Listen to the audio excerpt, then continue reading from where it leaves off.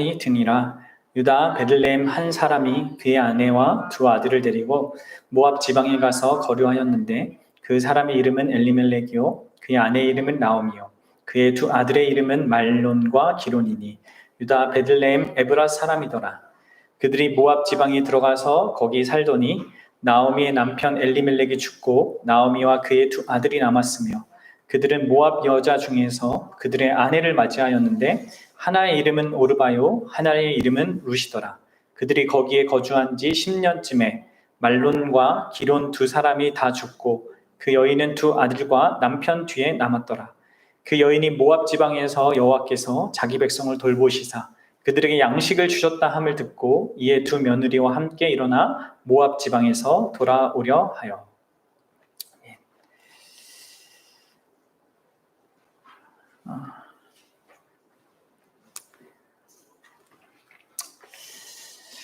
우리는 우리 인생 가운데 어떤 결정적인 선택의 순간들을 맞이하게 됩니다.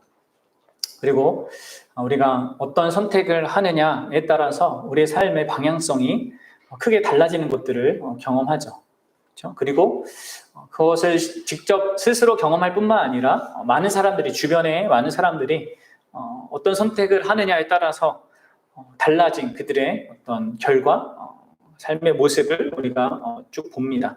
그래서 언제나 어떤 선택의 순간을 늘 두려움 가운데 마주하게 되고 또 내가 잘못된 선택을 어떡하나 하는 그런 걱정이 이렇게 그 선택의 순간에 있게 됩니다. 학교 다닐 때는 뭐 내가 이과를 가야 되냐, 문과를 가야 되냐 이런 고민도 하고 들어가서 아무런 문제가 없을지 또 더 나아가 그렇죠? 그런 아마 과정을 거쳐왔을 것입니다.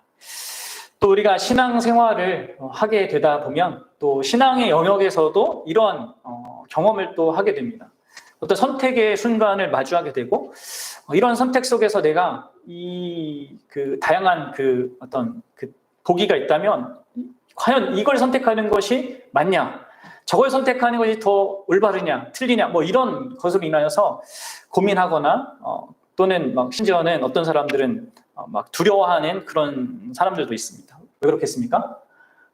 왜냐하면 내가 혹시 잘못 선택해서 그것이 하나님이 원하는 것이 아니고 그로 인하여서 그 하나님께로부터 징벌을 받으면 어떡하나 하는 그런 걱정이 밀려오기 때문입니다. 그런데 우리가 이런 부분에서 좀 자유할 필요가 있습니다. 왜 그렇습니까?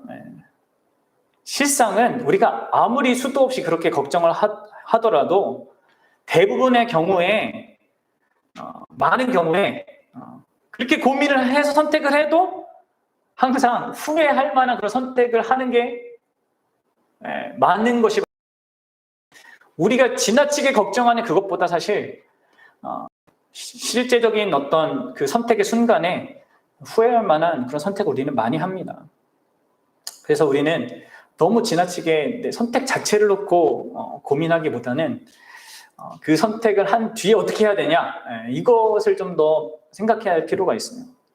좀 잘 보십시오. 왜 하나님께서는 우리가 심지어 그 가장 우리한테 안 좋은 그런 선택을 하는 경우에도 때로 그 선택을 막으실 수 있음에도 불구하고 막지 않으시는 또 하나님의 선택을 하세요. 그렇죠?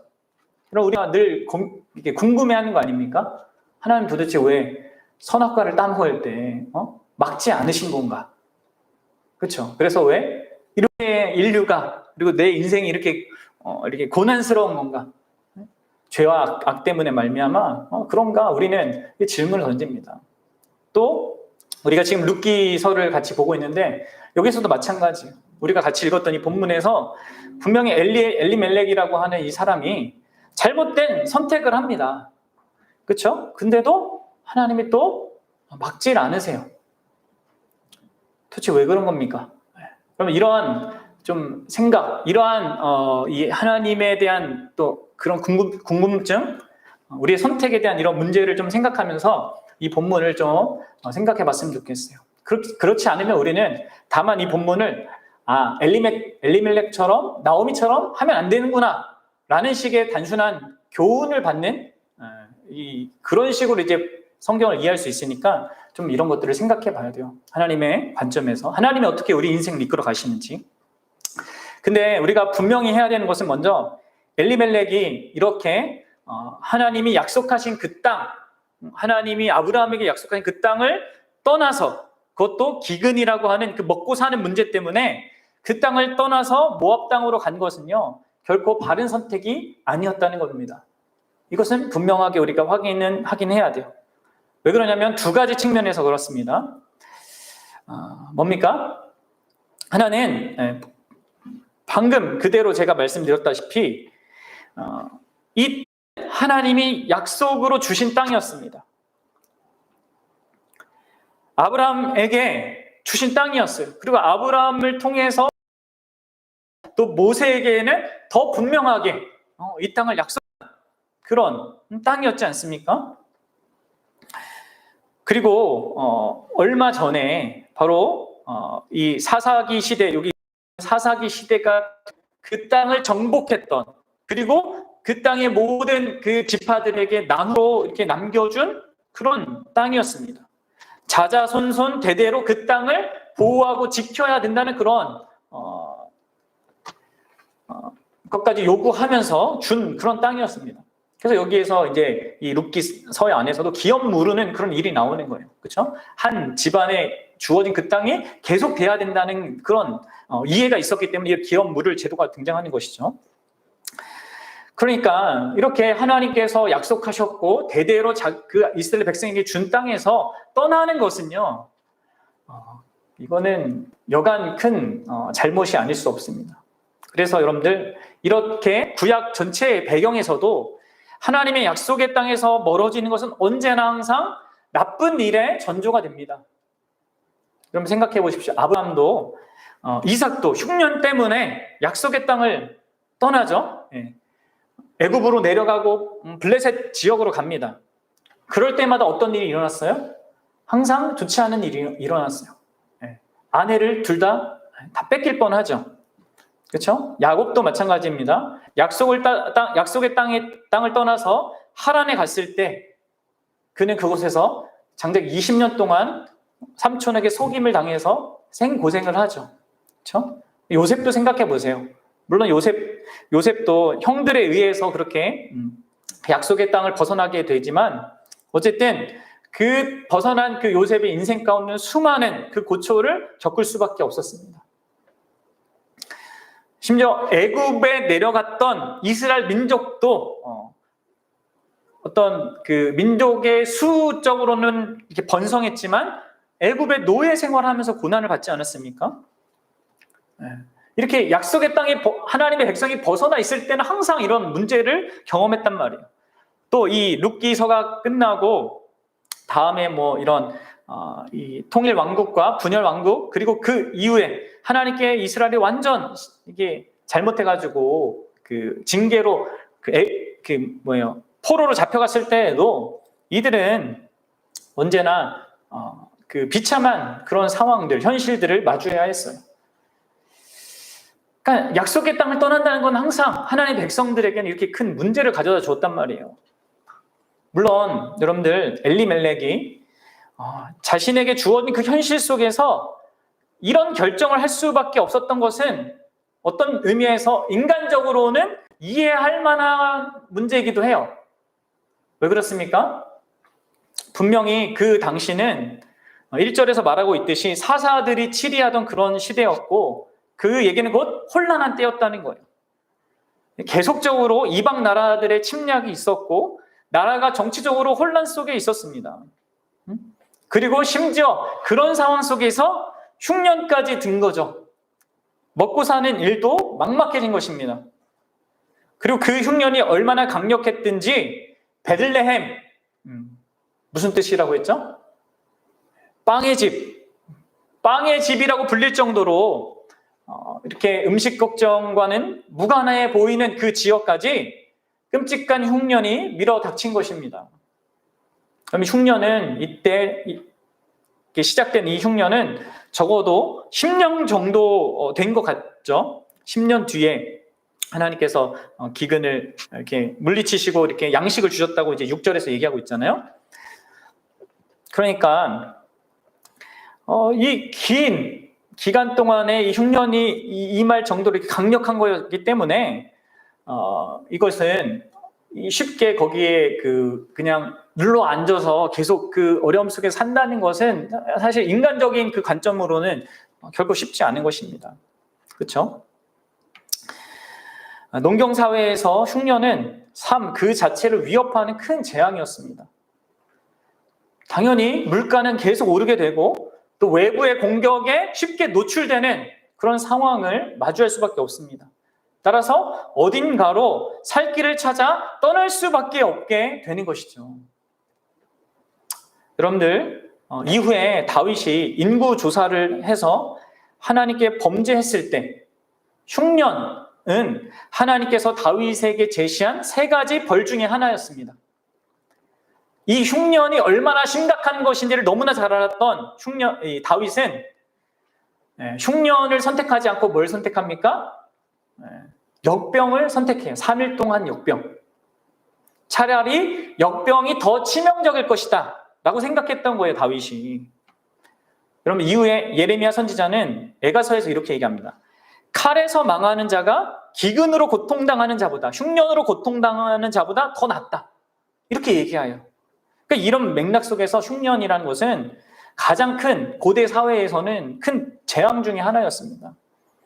특히 이 적에 의해 포위돼가지고 그 안에 이렇게 먹을 것이 없어질 때에는 심지어 사람까지 잡아먹는 그런 일들이 생기게 됩니다. 그리고 그런 일이 실제로 이스라엘 역사 가운데도 있었어요.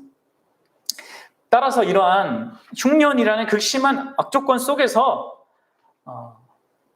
그 사람이 아무리 믿음이 좋은 그런 사람이라 할지라도 하나님의 뜻이 있겠지 하고 다만 그 흉년을 잘 버틴다는 것은요, 사실 쉽지 않은 것이죠. 그렇죠? 사실 이 흉년은 분명히 하나님의 징계였거든요. 여러분, 지금 이스라엘 땅에만 이 흉년이 온 걸 생각해 보십시오. 그가 넘어가고자 했던, 이주하고자 했던 그 모압 땅에는요, 흉년이 없었어요. 이상하죠? 바로 붙어 있어요. 그 요단강을 건너서 바로 옆에 붙어 있는, 어떤 의미로 같은 그런 지역이라고 말할 수 있을 정도로 붙어 있는 땅이었는데 이스라엘 백성에게만, 그 땅에만 흉년이 임했다는 거예요. 이는 무엇입니까? 신명기에서 이렇게 말한 대로 분명히 하나님의 징계였어요. 사사시대 때 모든 사람들이 자기 소견에 옳은 대로 행동하는, 하나님의 뜻과는 전혀 상관없이 살아가는 그런 자들에게 하나님이 주시는 징계였단 말이에요. 그런 징계의 그 의미로 온 흉년이었다면 분명히 바른 선택, 바른 반응은 무엇이겠습니까? 자신의 죄를 돌아보고 회개하며 하나님 앞에 다시 돌이키는 것, 그것이었죠. 물론 여러분들, 모든 흉년이 다 죄랑 관련된다, 이렇게 우리가 단정 지을 수는 없습니다. 그러나 지금 이 당시에 이때 상황에는 분명히 그게 너무나 명명백백하게 드러나고 있어요. 우리 인생도 마찬가지입니다. 우리 인생에 어떤 어려움이 닥칠 때 그것이, 모든 것이 항상 우리 죄 때문에 우리가 그것을 당하는 건 아니지만 죄와 관련돼서 항상 문제를 우리는 경험하게 됩니다. 그래서 항상 우리는 돌아보는 게 중요해요. 우리가 하나님과의 관계에서 어떤 문제가 있나, 아닌가 하는 이런 것들. 근데 여러분들, 우리가 이 엘리멜렉의 그 가정의 그 모습을 보듯이 어떤 큰 위기가 닥칠 때 우리는 마땅히 우리가 그렇게 반응해야 될 그 반응을 하지 않고 언제나 본능적으로 반응을 합니다. 그렇죠? 그럴 수밖에 없어요. 인간이기 때문에 그래요. 이번에 코로나 때문에 그 거짓말을 했던 그 부부, 목사님도 그렇지 않겠습니까? 뭐 나름 어떤 위기 의식을 느껴서 또 뭐 다른 사람에게, 다른 믿는 사람들에게 피해를 나름 어떻게 안 주려고 하다가 본능적으로 이렇게 반응을 하게 되는 것이죠. 토끼 같은 아내와 눈에 넣어도 아프지 않을 두 작은 아이를 두고 이 엘리멜렉이 아마도 큰 결단을 내리지 않을 수 없었던 것으로 보입니다. 근데 이제 그게 문제였던 것이죠. 그러니까 여러분들, 우리가 이 하나님을 중심으로 진짜 자기의 현실을 제대로 보지 않으면 이렇게 항상 눈에 보이는 현실에 이렇게 흔들리고 잘못 현실을 해석하고 이럴 수밖에 없는 것입니다. 우리가 요한복음을 통해서도 우리가 확인하지 않았습니까? 이게 분명히 하나님의 징계인데 그것을 보지 못하고 다만 현실에 있는 어려움으로 생각하고 그 어려움을 어떻게 피해야 하는가 밖에 생각하지 못하는 것이죠.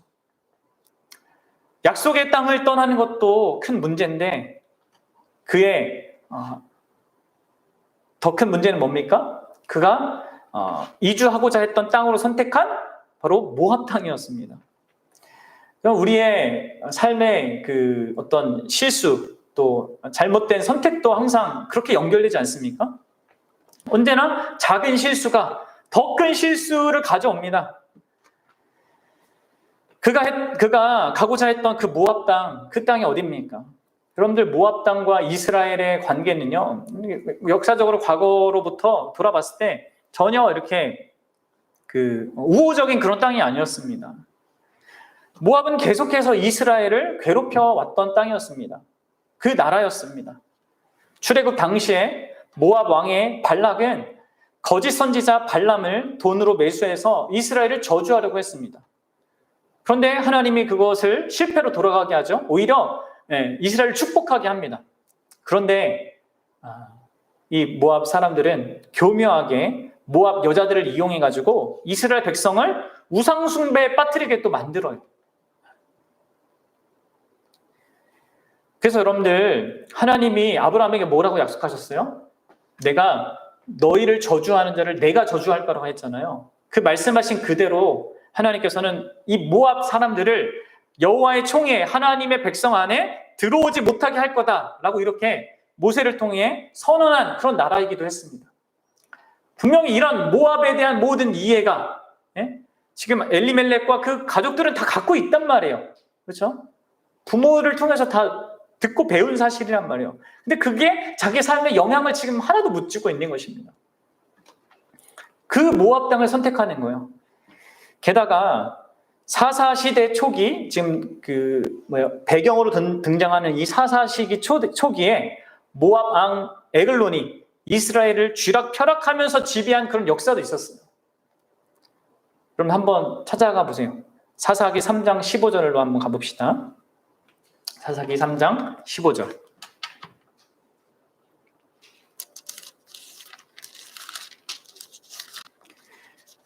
여기서 이제 에훗이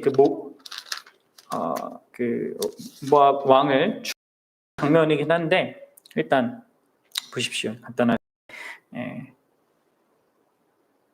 15절부터 17절, 지금 어떤 공물을 바치고 있는 상태죠. 같이 읽어봅시다. 시작.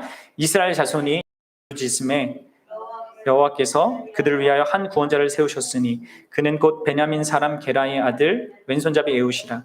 이스라엘 자손이 그를 통하여 모압 왕 에글론에게 공물을 바칠 때, 이렇게 나와 있고 14절 보시면 이에 이스라엘 자손이 모압 왕 에글론을 18해 동안 섬기니라. 18년 동안 섬겼던, 공물 바치면서 그렇게 괴로움을 당했던 그런 나라였단 말이에요. 이렇게 모압이 부정적인 나라였음에도 불구하고 엘리멜렉은 다만 자신의 땅에 있는 그 흉년을 피하기 위해서 그냥 좀 더 살기 좋은 그 땅을 선택한 겁니다. 처음에는 아무래도 완전히 이주할 생각은 없었던 것 같아요. 그래서 나그네 살이를 하러 갔습니다. 1절에 보세요. 1절에 그래서 뭐 하러 갔다고 합니까? 1절에 보면 거류하러 갔다고 해야죠. 이것이 나그네로 살려고 했다는 거예요. 잠깐 머물려고 했다는 거예요. 그런데 2절 가면 어떻게 됩니까? 하반절의 표현대로 거기에 살게 돼요. 정확히 번역하면 거기에 있게 됐다, 있었다 이런 얘기거든요. 그리고 4절에 가면 어떻게 됩니까? 아예 이제 거기에 눌러앉아 사는 거죠. 이게 마치 야곱이 라반 집에 가서 잠깐 나그네 살이 하러 갔는데 20년이나 있게 된 것과 비슷한 상황이 된 겁니다. 여러분들, 하나님의 그 눈으로 하나님 중심적으로 자기의 현실을 바라보지 않고 당장 닥친 현실의 어떤 고통만 그렇게 피해보고자 이렇게 몸부림치던 그의 잘못된 선택은 결국 여러분들 어떤 결과를 가져옵니까? 우리는 여기서 그것을 보는 것이죠. 뭐예요? 네? 얼마나 비참한 그런 상황을 맞게 됩니까? 뭐예요? 여우를 피하려고 이렇게 도망쳤다가 누굴 만났어요? 네, 곰을 만난 거죠. 엘리멜렉이라고 하는 그 이름을 가진 자답게 하나님은 나의 왕입니다 라고 하는 이름을 가진 그 사람답게 왕이신 하나님께 뜻을 구하며 또 자기의 잘못을 돌이키고 회개하는 것이 정당한 반응이었는데 이 사사시대의 모든 사람들이 그랬듯이 이 엘리멜렉도 자기가 왕이 되어서 자기 소견에 옳은 대로 선택한 것입니다. 어떻습니까, 여러분들? 일단 자기 자신을 한번 돌아보십시오. 우리가 그리스도인이라고 우리를 스스로 말하고 있지 않습니까? 그리스도인이 뭡니까? 예수님 때문에 살고 예수님 위에서 살아야 되는 존재. 예수 그리스도 때문에 존재하고 그분을 위해서 살아야 되는 존재인데 우리는 그렇게 하고 있습니까? 응? 아니면 그냥 나를 위해서 그냥 현실에 닥친 어떤 것을 에 의해서 그냥 이렇게 이리저리 흔들리는 그런 자입니까? 여러분들, 이 엘리멜렉 가족이 흉년을 피해서 모압으로 간 그 잘못된 선택, 하나님이 약속의 땅을 떠난 거, 그리고 떠나서 잘못된 방향으로 잘못된 땅을 또 선택한 거.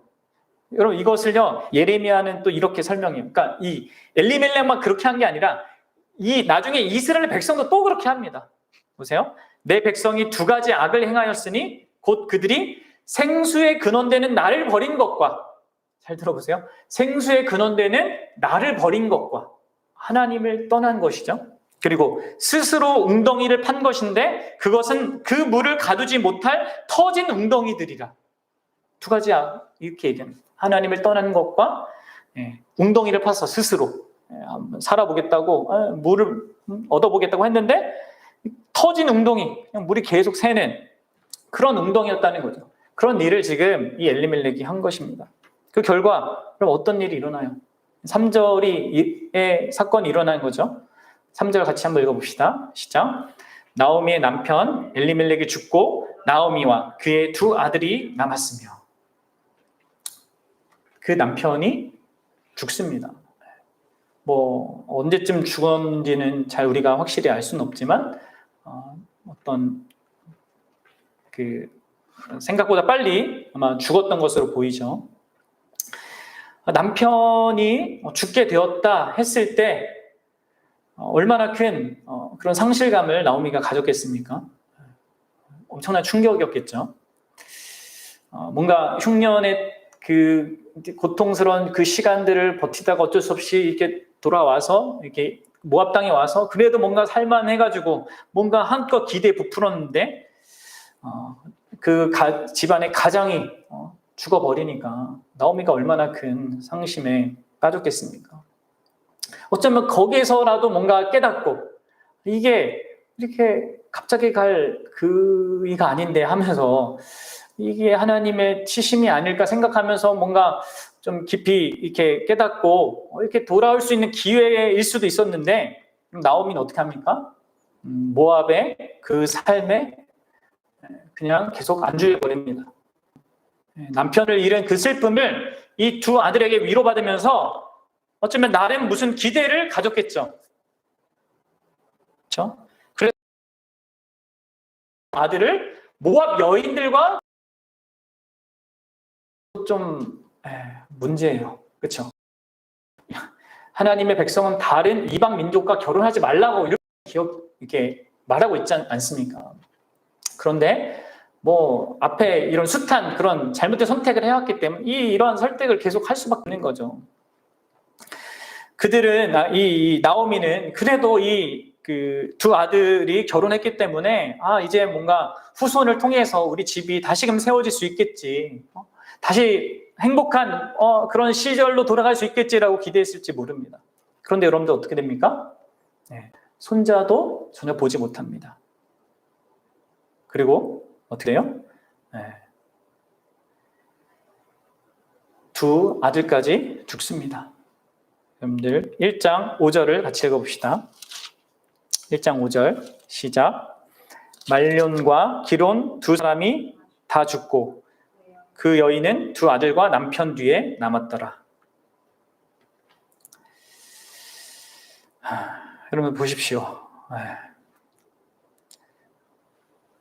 10년 정도의 시간이 지나고 그 혼인기간이 도대체 얼마나 긴지는 우리가 잘 알 수 없지만 긴 기간 동안 아마 자녀도 없었던 거예요. 그럼 이런 일들이 다 우연이겠습니까?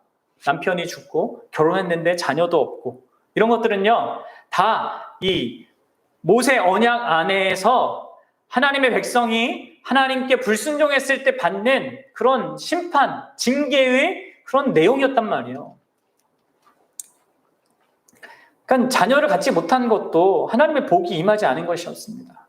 그러다가 자기 아들, 두 아들이 또 갑자기 다 죽습니다. 이것이 얼마나 나오미에게 엄청난 충격으로 다가왔을까요? 그의 모든 세계는 무너졌고 그는 하나님의 진노 아래 홀로 남은 자가 되었습니다. 남편도 없고 아들도 없습니다.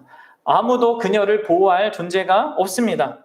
이 고대 사회에서 한 여인에게 남편과 두 아들은 삶의 전부이고 가장 중요한 삶의 의미입니다.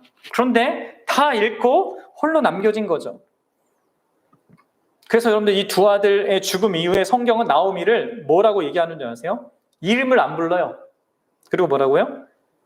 그 여인은, 5절 보세요. 그 여인은 이렇게 나와죠. 히브리어 하면 그 여자예요. 그냥 이제 마치 이름도 없는 한 여인이 돼버린 거죠. 자기의 삶의 의미가 되고 가치가 되고 모든 행복이라고 말할 수 있는 모든 것이 다 사라진 거예요. 여러분들 살고자 했지만 죽음이 임한 거죠. 그렇죠? 여러분 예수님의 말씀이 떠오르지 않습니까? 살고자 하면 죽을 것이요 죽고자 하면 살 것이다 하신 그 말씀. 자기 나름의 방식대로 어떻게든 살고자 하는 그 열망이 여러분 참된 현실을 잘못 해석하게 만들었습니다. 그래서 하나님께 받은 약속의 땅에서 벗어나는 그런 잘못을 선택했고 하나님께로부터 거부의 대상과 저주의 대상이 될 그런 땅에 들어가는 그런 잘못을 또한 선택하게 된 거예요. 어떻습니까, 여러분들? 우리는 어떤 선택을 하며 살고 있습니까?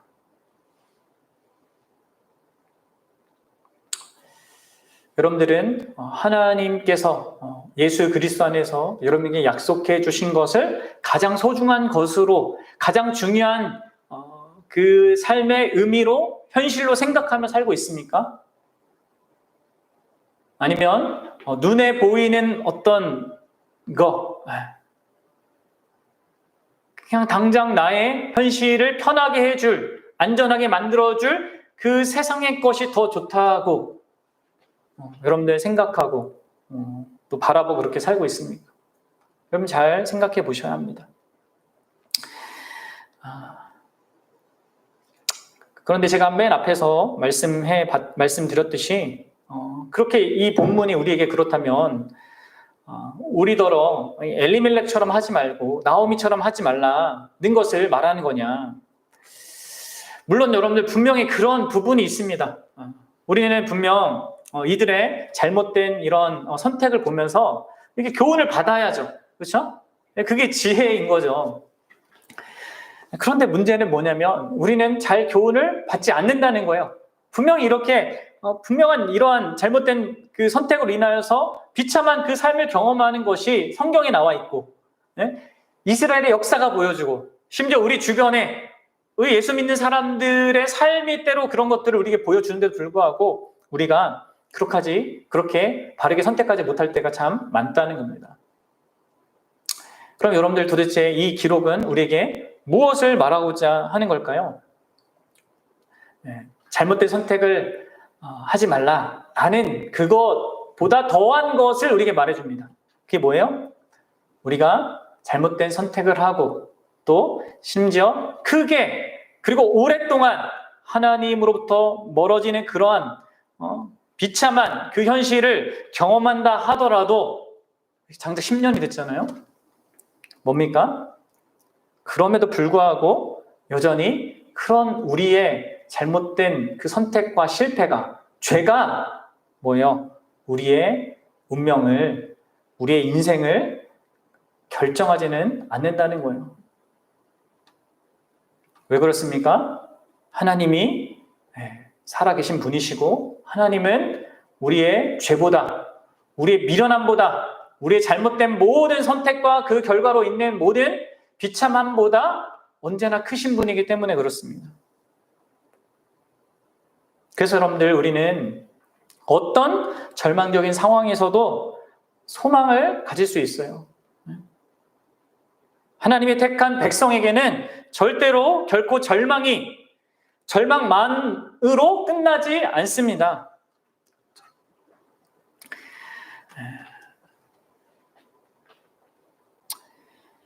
그래서 여러분들 1장 6절과 같은 그런 놀라운 소식이 그 나오미에게, 절망 가운데 있는, 슬픔 가운데 있는 그 나오미에게 들리는 겁니다.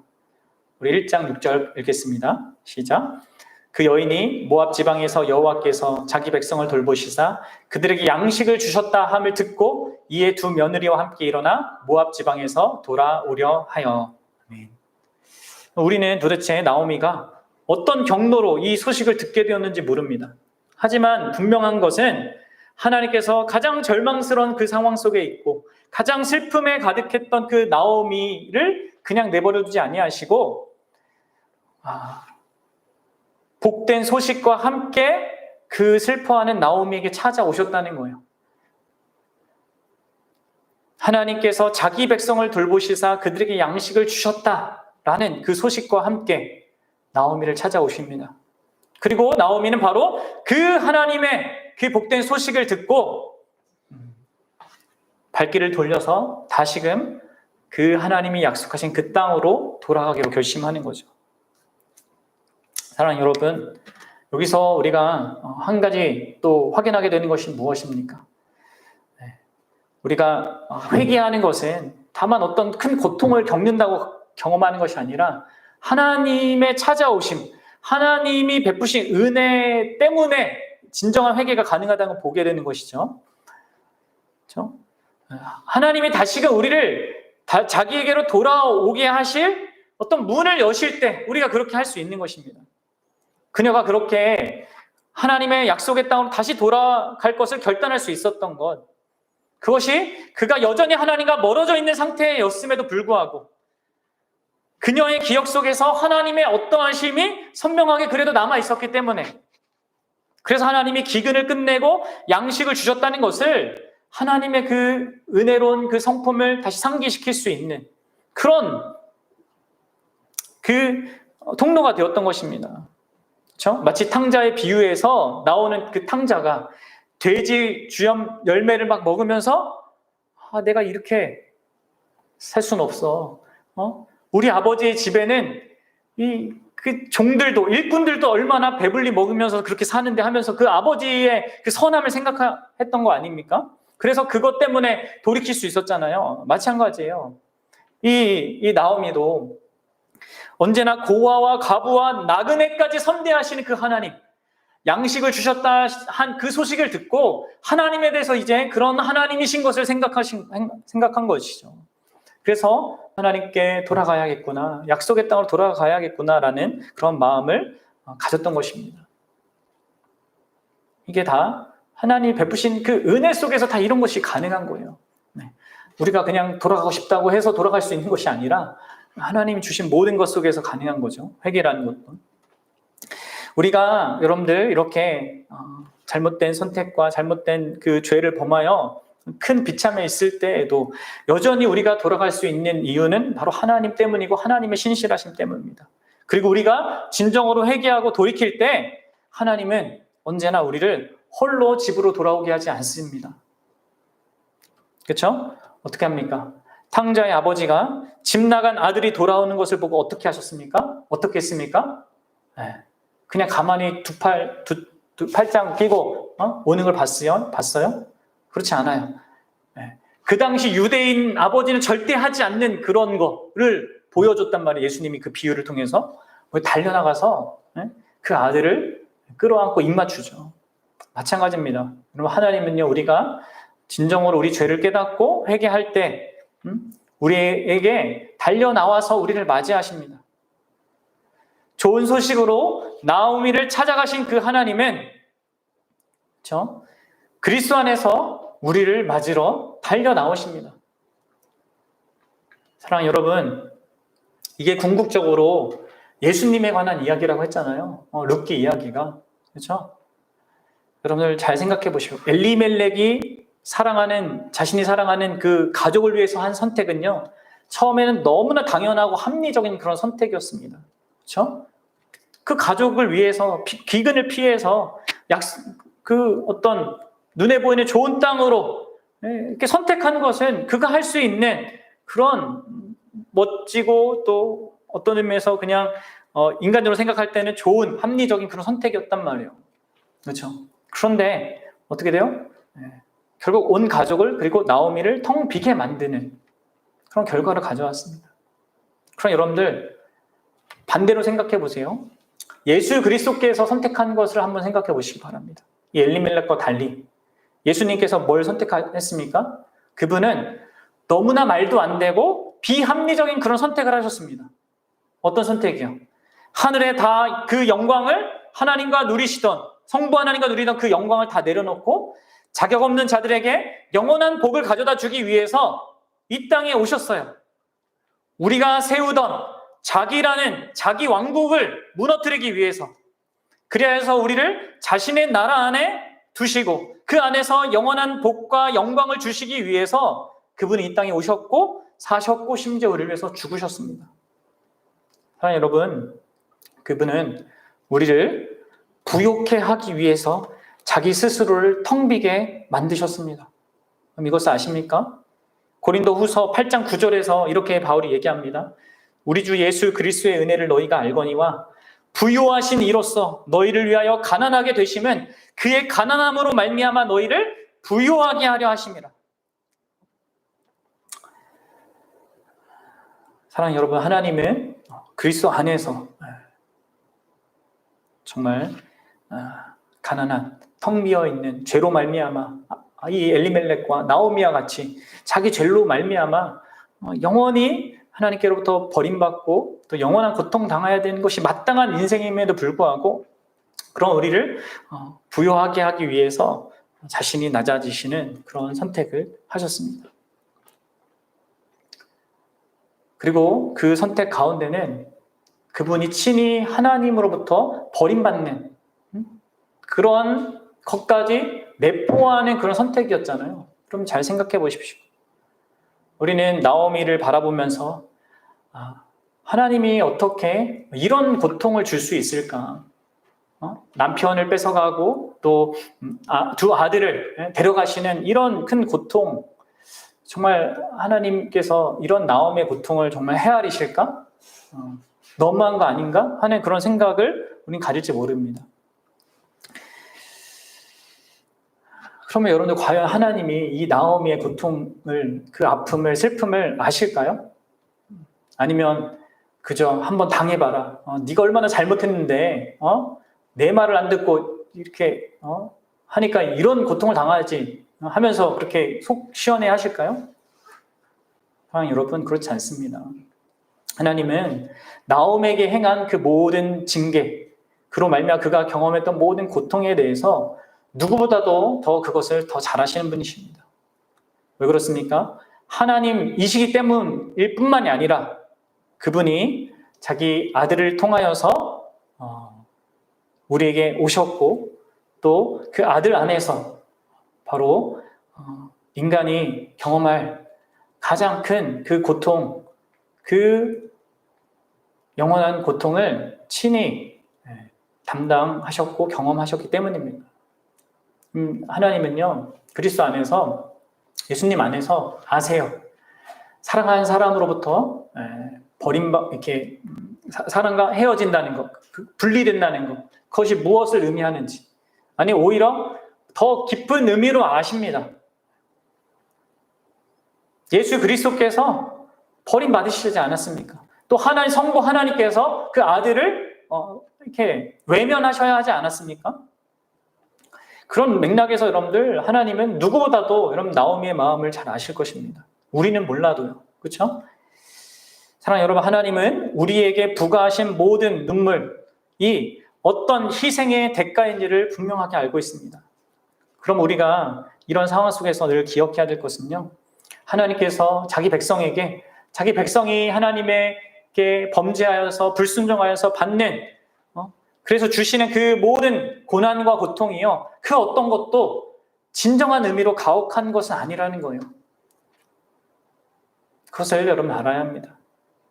하나님이 우리의 잘못을 막지 않으시고 다만 그 고통, 쓰라린 고통의 터널을 지나가게 하시는 것은요, 우리를 진정으로 돌이키게 하기 위한 최소한의 징계입니다.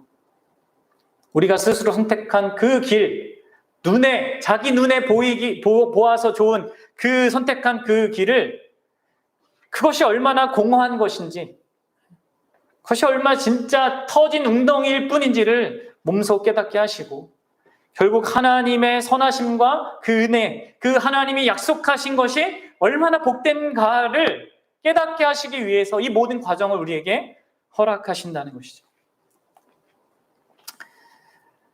그래서 여러분들, 우리는 이런 하나님을 언제나 기억하고 바라봐야 합니다. 우리가 어떤 형편에 있든지 어떤 상황에 있든지. 놀랍게도 여러분들, 약속의 땅을 떠난, 그리고 그로 인해서 수많은 어려움들을 경험한 모든 믿음의 그 선배들 있잖아요. 이스라엘 역사가요, 언제나 망하는 것으로 끝나지 않습니다. 오히려 그 모든 과정들을 통해서 더 이렇게 물질적으로나 영적으로나 더 풍성해지는 그 결과가 항상 따라왔습니다. 이것이 우리가 이러한 삶이 우리에게 가능한 것이 바로 우리가 믿는 하나님 때문에 그러한 것입니다. 그러니 여러분들, 어떤 상황 속에서도 여러분들 절망하지 마십시오. 소망을 가지십시오. 우리 하나님으로 말미암아 그러할 수 있어야 합니다. 아무리 우리가 심각한, 그리고 결정적인, 그리고 비참한 그 죄를 범하고 또 그 죄 때문에 그에 합당한 어떤 결과를 당한다 하더라도 그 속에서도 결코 절망할 게 아닙니다. 하나님은요, 그 속에서도 놀라운 구원의 일을 행하세요. 우리를 온전하게 만들어 가시는 그 일을 행하시는 분이십니다. 그것이 우리가 믿는 하나님이시고 좋으신 하나님이십니다.